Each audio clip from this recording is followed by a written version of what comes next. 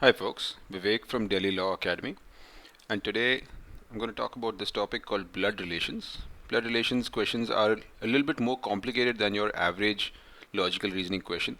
So do pay attention during this video, do pay careful attention, and any section that appears a bit complicated or something that you haven't followed through carefully, do revisit it because every concept in this topic is going to be very important.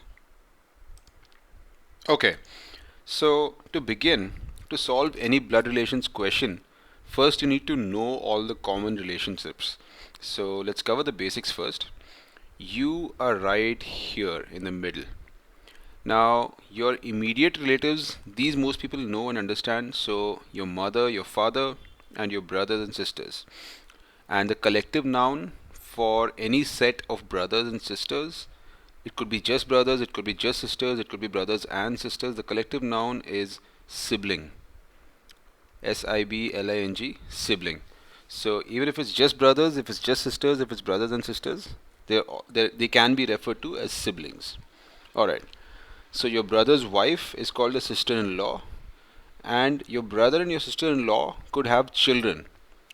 Now to you, they are your nephew for the boy and niece for the girl. So the same if it's your sister's children as well. The female child is called the niece, and the male child is called the nephew. All right. Next comes your own children, son, daughter. These are obvious. Daughter's husband, son-in-law, son's wife. If he had a wife, she would be called the daughter-in-law. Their children are your grandchildren, so grandson and granddaughter.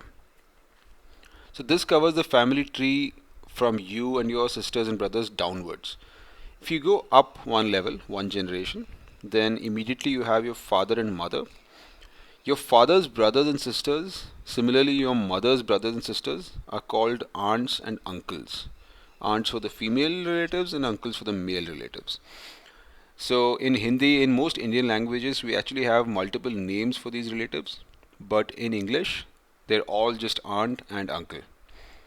Also, if your father or your mother's sisters, who is your aunt, marries someone, that person is also called your uncle. Even though it's a marriage relationship and not a blood relationship, they still get called your uncles.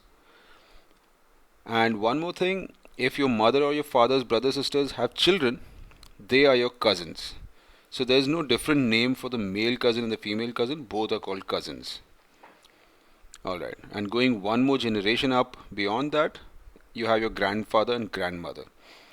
So in English, there's no different name for a maternal or a paternal grandmother. They are both called grandmother and grandfather.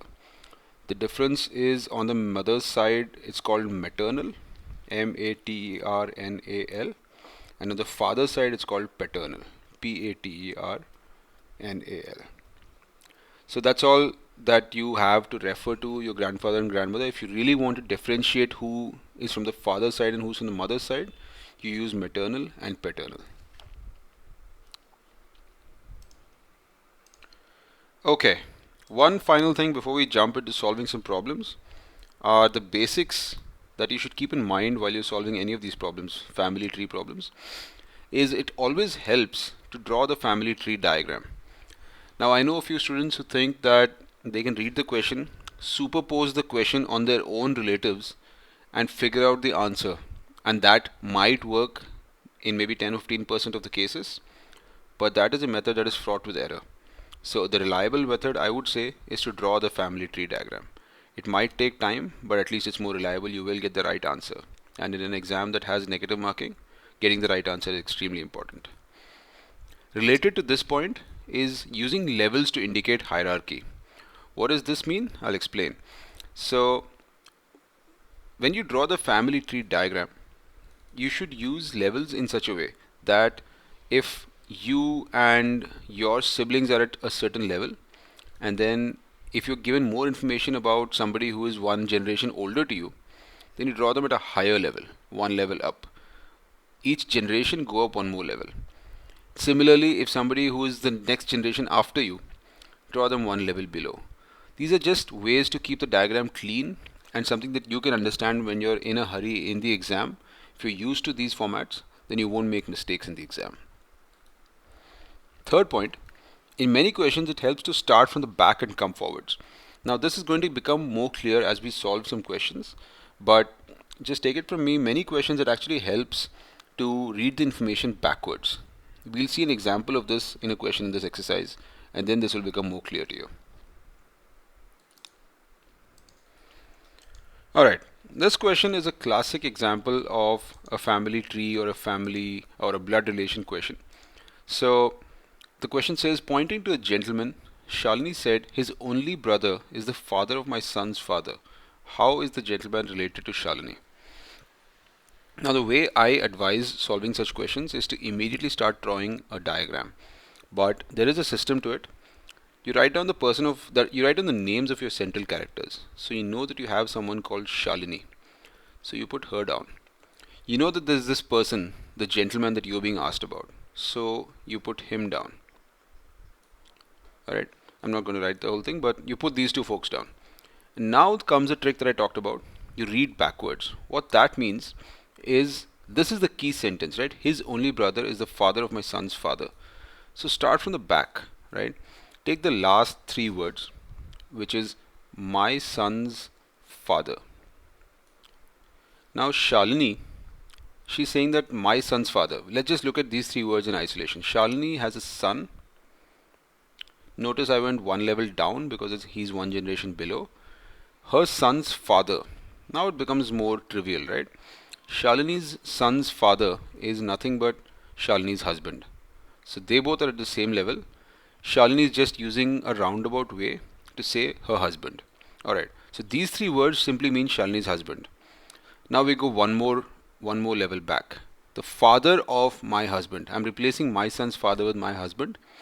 So the father of my husband. Alright. So husband, one level up we go, and we have his father. So this is Shalini's father-in-law, right? Her husband's father, her father-in-law. And then we come a few more words back. His only brother is the father of my son's father. So this gentleman, his only brother is Shalini's father-in-law, right? This is the only brother.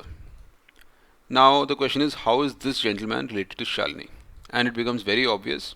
So her father-in-law's brother, this is Shalini's uncle. So the answer is B, uncle.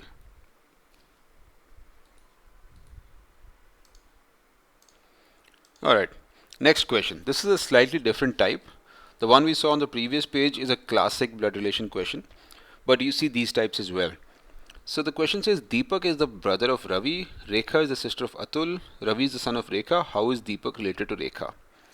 To make sense of these questions, again, my best tip to you is to start drawing diagrams. Put the people down, draw the blood lines between them, and then the answer will pop out. It will be obvious. So, okay, you have Deepak, and you're told that he is the brother of Ravi. Since they both are at the same generational level, so I'm keeping them the same level, and this is a brother. Alright. Rekha is the sister of Atul. I don't know how Rekha and Atul are related to Deepak and Ravi.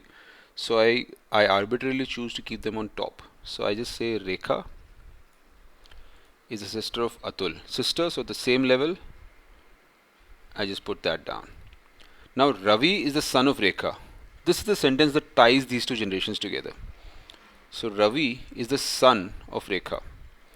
Now that immediately means Deepak is also the son of Rekha, because Deepak and Ravi are brothers. So this is also a son-mother relationship. And that's really our question. How is Deepak related to Rekha? And so the answer is simple. The answer is A, son.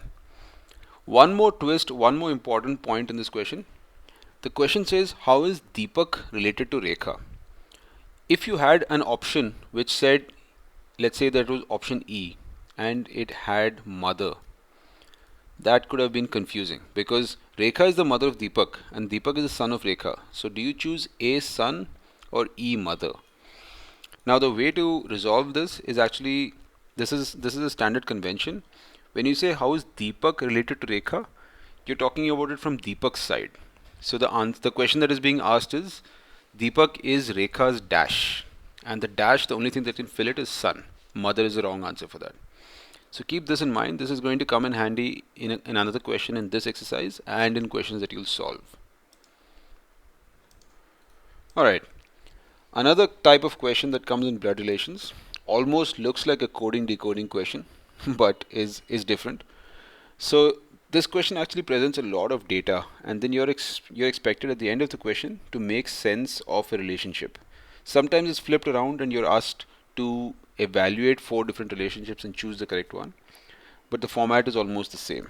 So let's go through this in detail. The first line says A plus B means A is the son of B. So each symbol in these lines has a meaning. So there's minus, which means wife, this multiplication sign, which means brother, the division sign, which means mother, and the equal to sign means sister. Don't get confused by the symbols, they'll be different in each question. It doesn't really mean anything. All it says is if you see A divides B somewhere, you should write that sentence as A is the mother of B. That's all. So let's look at this expression. The question is, what does P plus R minus Q mean? So let's try to write that out. So we have P plus R minus Q. In these questions, it's not just a good idea, it is the rule. You always go backwards. You always go backwards. So start with R minus Q first. Now minus. Minus means that if it's A minus B, then A is the wife of B. So since it's R minus Q, so we are going to rewrite this as equal to P plus R is the wife of Q. Very simply. You literally replace the symbol with these words. And we haven't decoded P plus R yet, so we've just left it as P plus R.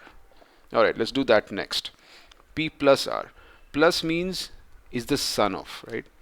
So we can also write this as P is the son of R,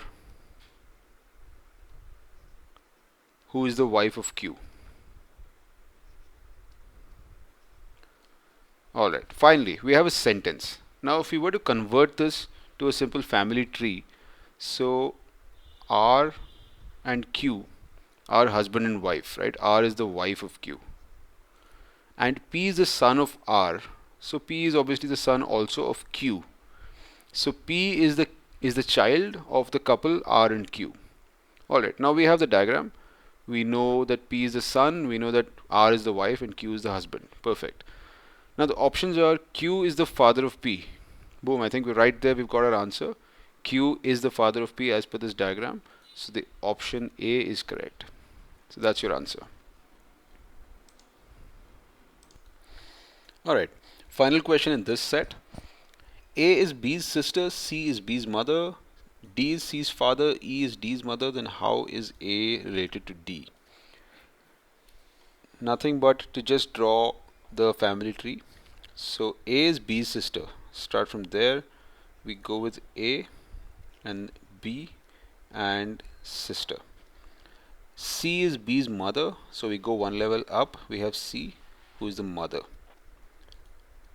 Then D is C's father. So you go one more level up. You have D, and that's father. And then you have E, who is D's mother. I'm almost running out of space here, but we have E, I've squeezed that in somehow, and we have E being D's mother. And the question is, how is A related to D? Now A and B are sisters, so C is also A's mother, simply because A and B are sisters, right? So now C is A's mother, so D is A's grandfather. That's all it is. So D is A's grandfather, A is D's granddaughter. We know A is female because she is B's sister. We were told that in the first sentence. This is where that point that I mentioned in the first question comes in handy again. The question is, how is A related to D? And you have two options. You have option B, which says grandfather, and you have option D, which is granddaughter. The way to choose this is to really rewrite the sentence in your mind as A is D's dash, and then you'll know that the answer is granddaughter. So the answer is D. It can't be grandfather, because then the question needs to be, how is D related to A? Since the question says how is A related to D, so the choice is D, granddaughter. So these were some basic questions in blood relations. There are also a few more practice questions in this section, And if you have any doubts, do watch this video again. It covers all the topics you need, especially the diagram on the second page. That is really the key to solving any blood relations question. Don't forget the technique of solving backwards, and remember to draw a diagram. That will always help you crack the question.